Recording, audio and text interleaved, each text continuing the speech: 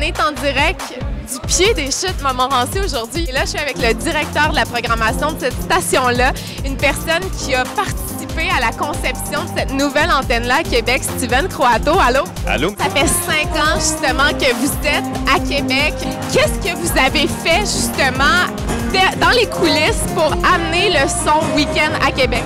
Écoute, notre slogan, c'est la radio différente. Fait qu'on a tout fait pour être différent des autres stations de radio.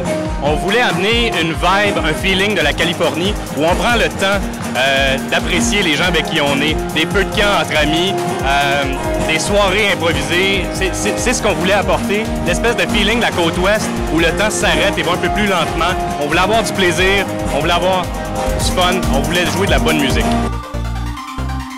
Ce serait quoi la chanson qui t'a le plus marqué depuis les débuts de l'antenne Week-end à Québec?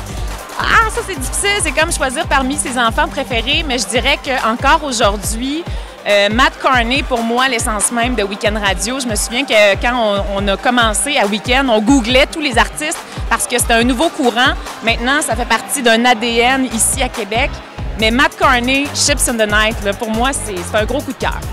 Musique de réflexion. Je me souviens pas de la première tune que j'ai spinée.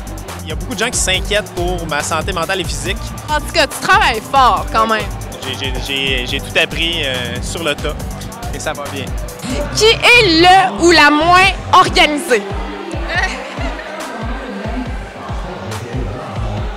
OK, deuxième question. Qui possède la plus grande collection physique de musique? OK, à date, ça va bien. Qui a la voix la plus radiophonique d'entre vous trois? Tough, ça, quand même.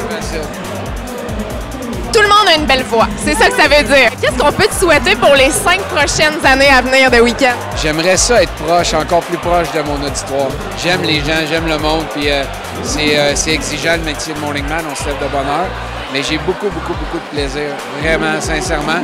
Et si tu veux me souhaiter quelque chose, c'est que les gens adhèrent à ce qu'on fait, que les gens suivent notre actualité, notre vie, c'est ça que je souhaite.